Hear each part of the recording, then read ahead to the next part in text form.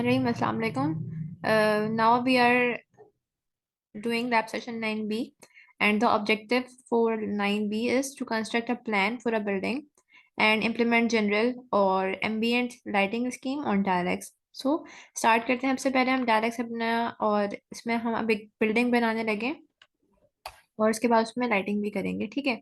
So students, for your information, the dialect supports DXF और DWG format. इसका मतलब ये है कि अगर आपके पास ऑटोकैड पे ऑलरेडी कोई फाइल बनी हुई है तो आप उसको भी डायरेक्टली इंपोर्ट कर सकते हो, ठीक है। सो स्टार्ट करते हैं आउटडोर एंड बिल्डिंग प्लानिंग से।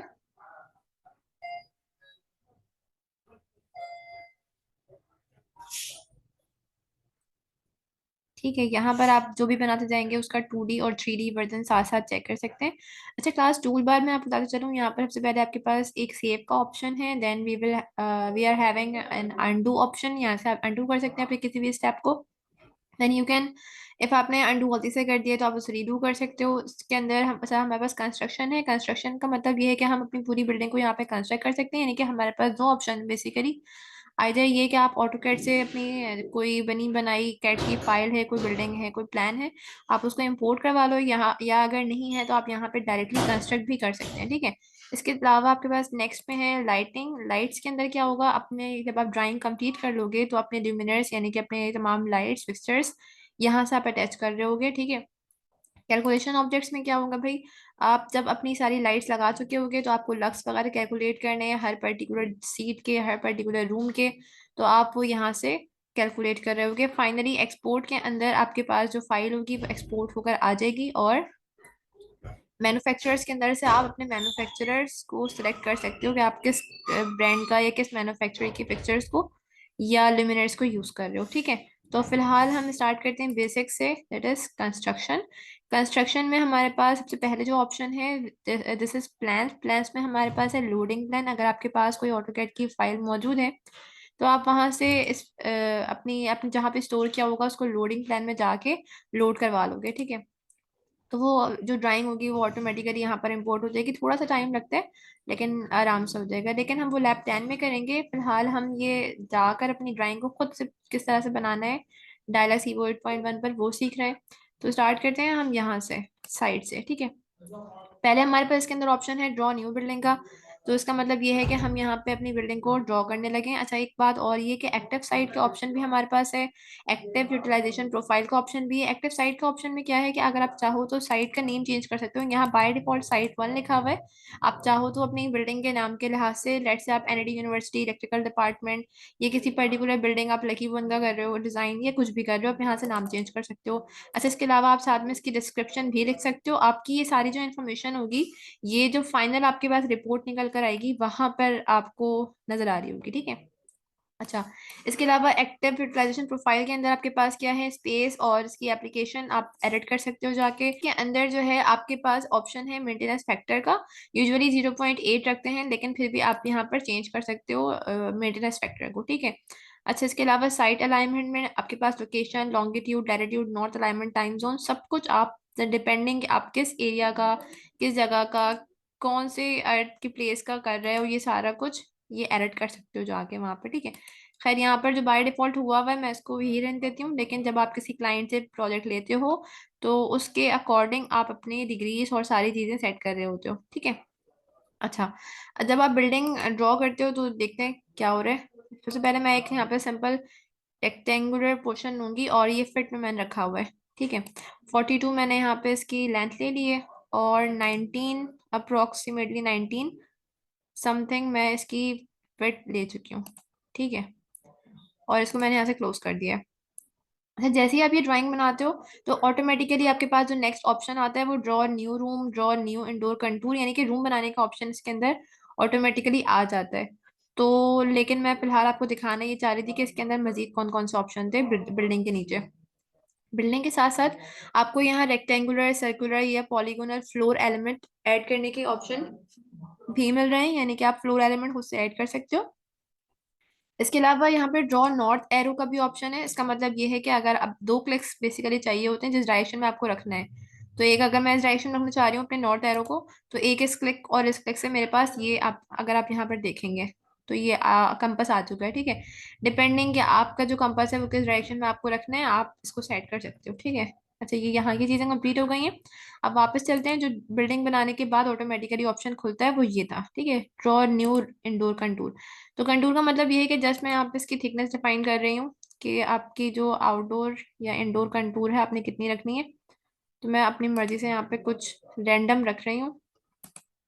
अदरवाइज अब होता ये है कि ये फिक्स वैल्यूज होती हैं, ठीक है, जो हमारे स्टैंडर्ड्स में मौजूद होती हैं उसको फॉलो कर रहे होते हैं। अच्छा, जैसे जैसे आप चीज़ें बनाते जाओ, आप उसको 3D में चेक कर सकते हो कि दिख कैसा रहा है, ठीक है। ये मुझे फिलहाल इसका इस तरह से दिख रहा है, ये एक मैंने कंटूर लिया है, यानी कि इसकी थिकनेस ली है, तो ये दीवार इस तरह से बन गई थी, ठीक है। अच्छा, वापस अपने टॉप व्यू पर चलते हैं। यहाँ पर इसके बाद है मेरे पास न्यू एम्प्टी स्टोरी। अगर मैं चाहूँ तो यहाँ से एक न्यू स्टोरी क्रिएट कर सकती हूँ। अगर मैं चाहूँ तो मैंने जो ये वाला फ्लोर बनाया है इसी के ऊपर मैं चाह रही हूँ कि बिल्कुल ऐसे ही फ्लोर बन जाए, यानी कि ऐसा होता है ना समटाइम्स कि जो प्लॉट्स बन रहे होते हैं, तो आपके पास जो सारे फ्लोर्स होते हैं उनका डिजाइन सेम होता है, तो आप एक फ्लोर डिजाइन कर लोगे पूरा, ठीक है। और अपनी जो सारी स्टोरीज होंगी उसको वन बाय वन उसको डुप्लीकेट करते जाओगे, तो आप मल्टीपल स्टोरीज ड्रॉ कर सकते हो, बार बार उसको ड्रॉ करने की जरूरत नहीं होगी, ठीक है। अच्छा, यहाँ पे भी स्टोरी की हाइट आप चेंज कर सकते हो सकता है कि आपका जो नीचे पार्किंग वाला एरिया है उसकी हाइट कुछ और हो, टॉप फ्लोर जो है उसका उसकी हाइट कुछ और हो, बाकी जो ऑफिस वाले फ्लोर्स हों वगैरह सबकी हाइट कुछ और हो सकती है, तो यहाँ से आप चेंज कर सकते हो वन बाय वन, ठीक है। इसके अलावा फ्लोर थिकनेस भी चेंज कर सकते हो यहाँ से। और स्टोरी वन जिसका फिलहाल रूम वन इसका नाम है, बाय डिफॉल्ट आप इस नाम को भी चेंज कर सकते हो, ठीक हो गया। अच्छा, अब हम चलते हैं रूम बनाने की तरफ। ये हमें यहाँ पे ऑप्शन मिल रहा है ड्रॉ न्यू रूम। तो मैं इसके अंदर चाह रही हूँ कि मैं एक रूम क्रिएट कर दूँ, तो मैं एक रूम क्रिएट करती हूँ, ठीक है। बस मैंने यहाँ पे क्लिक कर लेना है और मैं रैंडमली यहाँ पे कोई 8 फीट बाय 10 फीट का रूम बना रही हूँ, ठीक है। ये 8 फीट बाय 10 फीट का मैंने रूम बना लिया है। ये रूम यहाँ पे क्रिएट होने के बाद मैं चाहूँ तो इसको 3D में जाके देख सकती हूँ कि ये दिख कैसा रहा है। ये मुझे इस तरह से दिख रहा है, ठीक है। वापस चलते हैं अपने 2D व्यू पे। अच्छा, जो हमने स्टार्ट में इसको कहा था कि 5 मिनट बाद रिमाइंडर दे दे, क्योंकि देखें हम बनाते बनाते प्रोजेक्ट को भूल गए कि हमें इसको सेव भी करना था, तो उसने ये रिमाइंडर दे दिया। इसी रिमाइंडर के टाइम को आप चेंज कर सकते हो, जो हमने 9A में देखा था। तो फिलहाल आप project has not been save for 5 minute, save now, yes और नो आप कर सकते हो, ठीक है। Okay, moving forward we are having the third option और fourth option of apertures. Aperture हम हमारे पास क्या क्या है इसमें, पोजीशन एक्टिव बिल्डिंग अपर्चर और draw new building opening. Aperture basically होता है क्या, अपर्चर बेसिकली आपके पास कनेक्शन होता है इंडोर और आउटडोर ऑफ द बिल्डिंग के दरमियान, ठीक है। तो आप अपर्चर बना सकते हो एक, या फिर आपके पास अगर एक ही साइट में बहुत सारी बिल्डिंग्स आपने बनानी है तो आप सबके अपर्चर्स को कनेक्ट कर सकते हो। मतलब आप चाह रहे हो कि सबकी विंडोज या डोर्स आपस में आमने सामने हो, तो आप यानी कि अपर्चर जो ओपनिंग एरिया होगा, कनेक्टेड एरिया होगा इंटरनल और एक्सटर्नल का, सारी बिल्डिंग्स का सेम जोन पे रख सकते हो, ठीक है। तो फिलहाल हम इसको ले लेते हैं यहाँ से और अपने अपर्चर यहाँ पे ड्रॉ कर लेते हैं, ठीक है। और इसको हम साथ साथ 3D पे चेक भी कर लेते हैं।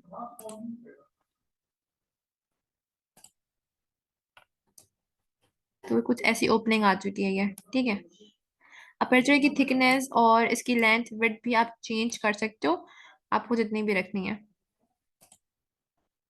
ये रही अपर्चर की हाइट, अपर्चर की width, frame width, sill height सब चेंज कर सकते हो आप, ठीक है।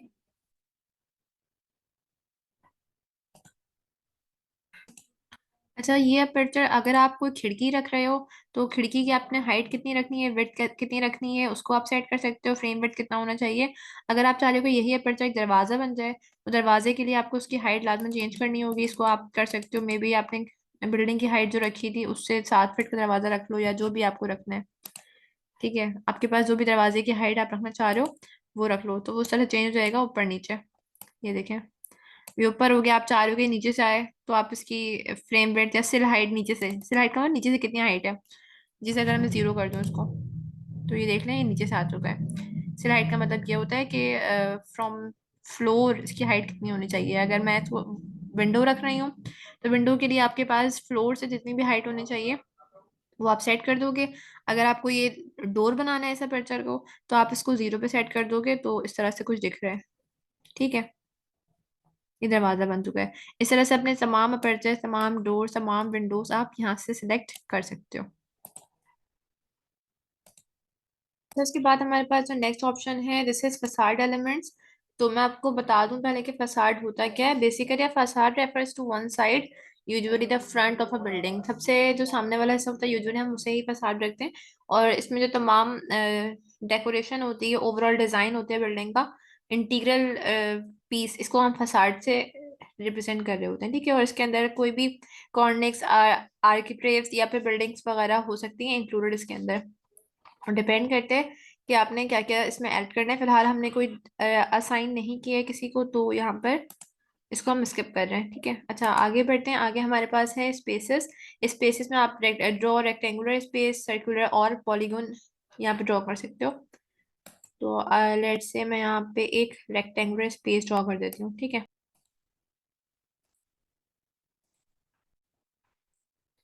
तो 3D में चेक कर लेते हैं कैसा दिख रहा है ये रेक्टेंगुलर स्पेस। तो ये कुछ इस तरह से दिख रहा है। ठीक है, अच्छा जी। अच्छा, इस स्पेस का भी आप नाम रख सकते हो, क्या है इसकी हाइट चेंज कर सकते हो, सेट कर सकते हो। और work plane space one height वगैरह, ये सारी चीजें अगेन जो मेंटेनेंस फैक्टर वगैरह था वो इसका भी सेट कर सकते हो। ठीक है, अच्छा नेक्स्ट पे है हमारे पास रूम एलिमेंट्स। रूम एलिमेंट्स में क्या क्या है हमारे पास, जो रेक्टेंगुलर रूम एलिमेंट या फिर पॉलीगोनल रूम एलिमेंट भी हो सकता है। और ये कस्टमाइज भी हो सकते हैं, बीम, कॉलम और ये सारी चीजें आप यहाँ से सर्च भी कर सकते हो अगर कोई एडिशनल आपके पास है, और आप इसको अटैच कर सकते हो अपनी ड्राइंग के अंदर। अच्छा एक बात और, या तो आप रेक्टेंगुलर रूम एलिमेंट और सर्कुलर और पॉलीगोनल कोई भी आपको बनाना है तो आप बना सकते हो, बीन्स बना सकते हो, या जो भी आपको कुछ बनाना है। ठीक है, अगर आपको खुद से नहीं बनाना है तो आप यहाँ पर जो रूम एलिमेंट पहले से प्री डिफाइंड है, बीम्स, कॉलम्स, इसमें सिलेक्ट कर सकते हो। रैंप बनाना है आपको, आप कोई पार्किंग एरिया बना रहे हो उसमें आपको कोई रैंप बनाना है तो आप वहां से बना सकते हो ये। ठीक है, खैर इसके बाद नेक्स्ट ऑप्शन है आपके पास रूफ्स का। रूफ्स में आपके पास ऑटोमेटिकली प्लेस रूफ, अगर आप चाह रहे हो तो ये खुद ब खुद रूफ प्लेस करवा देगा। चेक कर देते हैं इसको, क्या इसने रूफ लगा दी है। ठीक है, ये आपको नजर आ रही है, रूफ लग चुकी है आपके डिजाइन के बिल्डिंग के अंदर। या अगर आप और अच्छा, रूफ की भी आप हाइट, लेंथ, विड्थ वगैरह चेंज कर सकते हो, पोजीशन चेंज कर सकते हो। अगर आपको ये नहीं पसंद तो आप अपनी मर्जी से भी कोई रूफ यहाँ से सिलेक्ट कर सकते हो। नेट से डबल पिच रूफ है, अगर मैं यहाँ से ये सिलेक्ट कर देती हूँ तो आप देख लेते हैं।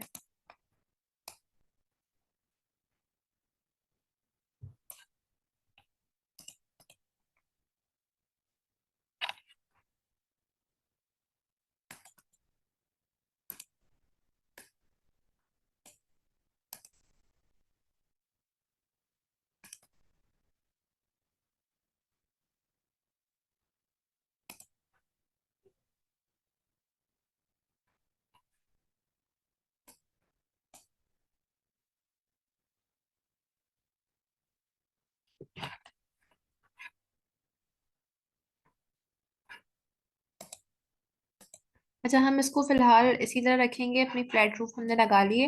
इसके बाद आगे बढ़ते हैं। नेक्स्ट में हमारे पास है सीलिंग्स हैं। अगर आपने इंसर्ट सीलिंग करनी है या खुद से कोई सीलिंग बनानी है, ड्रॉ न्यू सीलिंग को ड्रॉ करवानी है, तो भी आप वो भी करवा सकते हो। अगेन इसमें क्लियरेंस हाइट अपनी मर्जी की आप सेट कर सकते हो। मैं यहाँ पे इंसर्ट सीलिंग इंटू रूम कर रही हूँ, तो यहाँ पे सीलिंग लग जाएगी। ठीक है, और इसको चेक कर लेते हैं कि आपकी सीलिंग भी लग चुकी है। ठीक है, वापस चलते हैं। अगेन इसकी रूफ हाइट हो, शेल्फ फ्लोर हो, ceiling wide, ceiling thickness, wall distance, सब आप अपने हिसाब से सेट कर सकते हो। आगे बढ़ते हैं। Now we are having the cutout option. Cutout में रेक्टेंगुलर, आपको कोई कटआउट एरिया चाहिए अपना, तो आप वो यहाँ से निकाल सकते हो। ठीक है, मैं ऐसा करती हूँ, ये ऑप्शन कटआउट कर देती हूँ। इससे होगा क्या देख लेते हैं। अगेन आप इसकी सारी पोजीशनिंग कर सकते हो, एक्स वाई, लेंथ, एंगल सब चेंज कर सकते हो। ठीक है,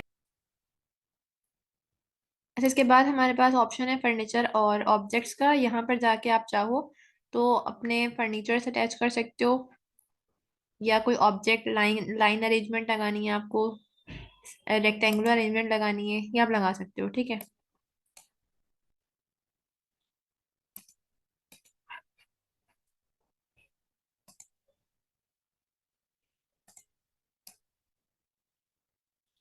ये देखें, अगर आप चाह रहे हो कि रेक्टेंगुलर अरेंजमेंट के ऑब्जेक्ट्स रख दें या सर्कुलर अरेंजमेंट के ऑब्जेक्ट्स रख जाएं तो वो आप यहाँ से लगा सकते हो।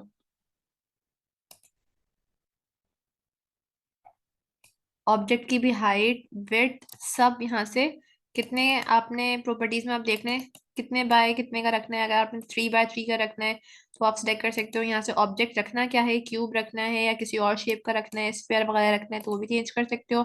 मिड पॉइंट क्या होना चाहिए, रेडियस क्या होना चाहिए, ये सारी चीजें आप पर डिपेंड करती हैं, ठीक है।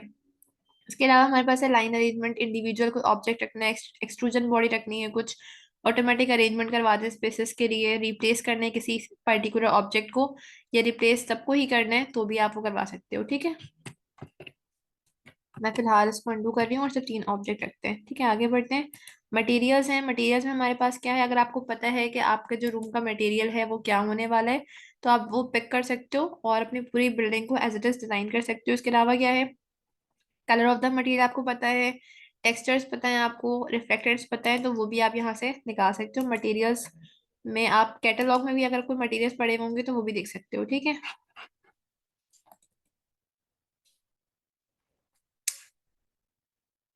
लेट से हमारे पास यहाँ पर पहले है कंक्रीट फाइन। अगर आपको पता है कंक्रीट अनड्रेस्ड कंक्रीट है या फिर स्प्रूस वुड, ग्रे टाइल्स हैं या कोई भी आपके पास मटेरियल आपको पता है या ये वाला मटेरियल इस जगह पर लगने वाला तो अप्लाई कर सकते हो, ठीक है। अच्छा, नेक्स्ट में है हमारे पास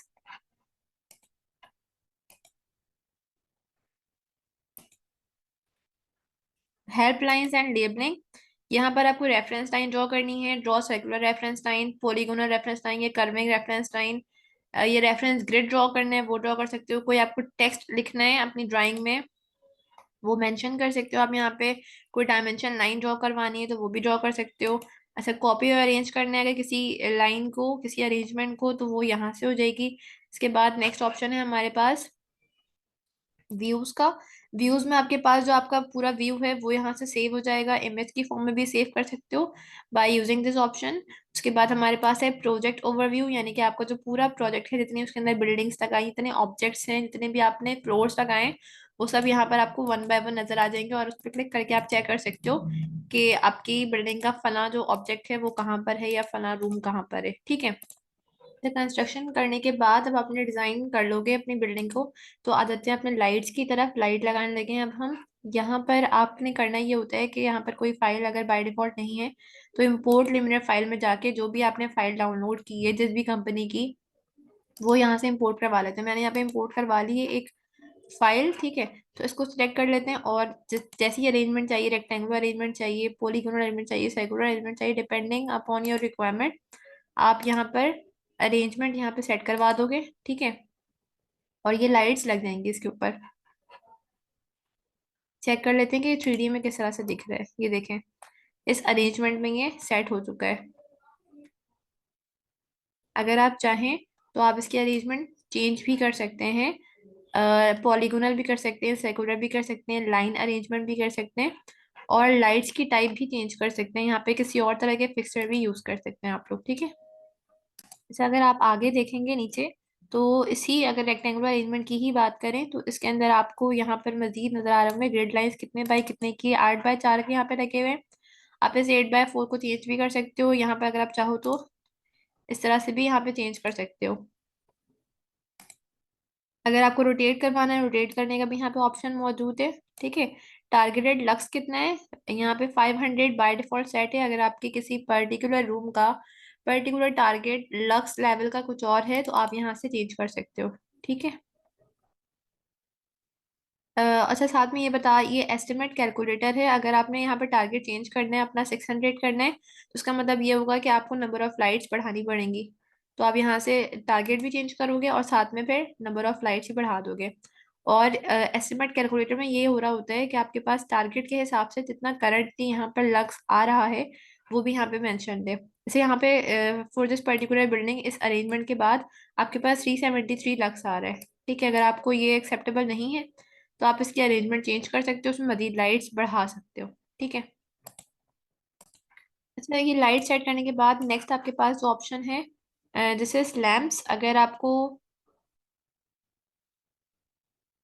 लैंप अपना चेंज करना है, उसकी फिटिंग चेंज करनी है, उसका नाम कुछ और रखना है, ल्यूमिनस फ्लक्स पावर चेंज करना है, लैंप टाइप चेंज करना है, फ्लोरेसेंट लैंप रखना है, हैलोजन लैंप रखना है, एलईडी लैंप रखना है, जो भी आपकी रिक्वायरमेंट है वो यहाँ सेट कर लोगे। ठीक है।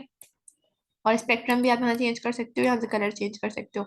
अच्छा, इसके बाद आपके पास है एडिट जॉइंट्स। अगर आपको लैंप आपने कुछ पर्टिकुलर लगाया होगा तो उसके जॉइंट्स को सेट करना है, एंगल सेट करना है, वो आप यहाँ से कर लोगे। ठीक है। फिल्टर में आपके पास देख सकते हैं यहाँ पे वेरिएंट 1 में लिमिनस इमिटेंस 1 ही आ रही है फिलहाल। अगर आप चाहो तो चेंज कर सकते हो उसके कलर्स। ठीक है।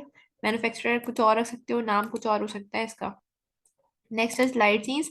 लाइट सीन्स में क्या है, हमारे पास create a light scene for room space. अगर हम देखेंगे तो हमारे पास लाइट सीन है यहाँ पे। ठीक है। अगर आपको डुप्लीकेट करना है आप डुप्लीकेट भी कर सकते हो, एमडी लाइट सीन चेक करना है, न्यू लिमिनर ग्रुप देखना है तो वो आप देख सकते हो। फिलहाल हमने जो अरेंजमेंट लगाई है इसमें हमें लाइट सीन नजर आ चुका है कि ये है। ठीक है। इसके बाद आपके पास स्पेसेस का ऑप्शन है। अगर आपको मजीद अपने स्पेसेस ड्रॉ करनी है, रेक्टेंगुलर, सर्कुलर और पॉलीगोन, वो यहाँ से हो जाएंगी। Next one is maintenance factor. यहाँ पे अगर आपको मेंटेनेंस फैक्टर सेट करना चाहते हैं तो कर सकते हैं, लेकिन यहाँ पे कोई फिलहाल ल्यूमिनर सेम टाइप का सिलेक्टेड नहीं है तो ऑप्शन नहीं आ रहा है यहाँ पे। ठीक है।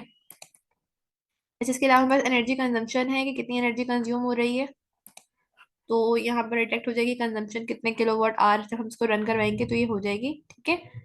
इसके अलावा यहाँ पर हमारे पास है हेल्पलाइंस और लेबलिंग। इससे हम क्या क्या कर सकते हैं, रेफरेंस लाइन, सर्कुलर, पॉलीगोनल या कर्विंग वगैरह हम यहाँ पे ड्रॉ कर सकेंगे। इसके बाद हम कॉपी और अरेंज का ऑप्शन नजर आ रहा है कि हमें अगर कोई लाइन या कोई अरेंजमेंट कॉपी करनी है तो यहाँ से हो सकती है। व्यूज में आपके पास न्यू व्यूज कोई सेव हो सकता है या इमेज की फॉर्म में भी ये सेव कर सकते हो आप। एंड फाइनली प्रोजेक्ट ओवरव्यू में जाकर आप वन बाय वन अपर्चर्स, इतने कंटूर्स आपने लगाए हैं वो सब देख सकते हो। ठीक है। अच्छा, फाइनली हम यहाँ पे कैलकुलेशन ऑब्जेक्ट्स की तरफ आ सकते हैं और अपने कैलकुलेशन कर सकते हैं अपनी सारी लक्स की। ठीक है। इसमें हमारे पास क्या क्या है, ड्रॉ रेक्टेंगुलर कैलकुलेशन ऑब्जेक्ट। अच्छा, अगर आपने इतने पार्ट को ही कैलकुलेट करवाना है तो आप करवा लो। अगर आपने पूरा कैलकुलेट करवानी है, पूरी बिल्डिंग की कैलकुलेशन करवानी है तो वो करवा सकते हैं पॉलीगोनल एरिया सेलेक्ट करके। ठीक है। कोई कैलकुलेशन ऑब्जेक्ट रखने हैं पर्टिकुलर वो रख सकते हैं आप यहाँ से। इसके अलावा आइसोलाइंस, फॉस कलर्स वगैरह यहाँ पे ड्रॉ कर सकते हैं, वैल्यू चार्ट, कुछ आपने डिलीट करना है यहाँ से डायग्राम डिलीट कर सकते हैं। फाइनली हमारे पास सेकंड ऑप्शन है वर्किंग प्लेन्स का। वर्किंग प्लेन में create working plane for a space, यहाँ से आप जो है एक वर्किंग प्लेन खुद से ड्रॉ कर सकते हो। ठीक है। अच्छा, इसमें भी आप नाम दे सकते हो, नाम चेंज कर सकते हो, उसका height, war zone, colour selection आपको मिल जाएगी, यहाँ से चेंज कर सकते हो। ठीक है, कर लेते हैं एक।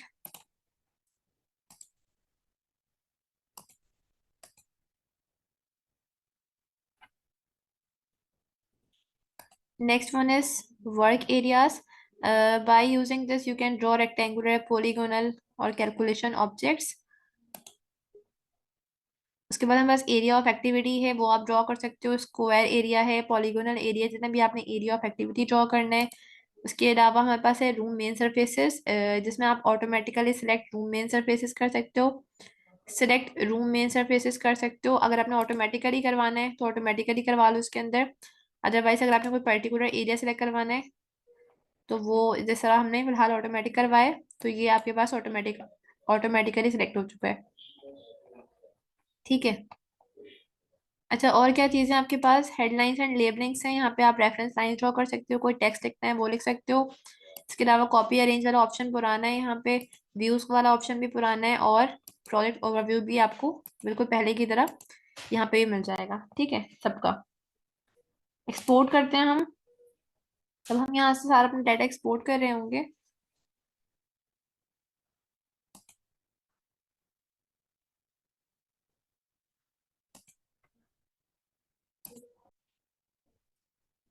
एक्सपोर्ट टू न्यू फाइल कर लेते हैं।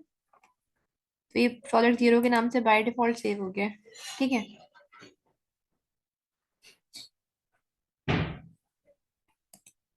और एक्सपोर्ट का मतलब ये है कि ये पूरी ड्राइंग जो है DWG फॉर्मेट में सेव हो चुकी है।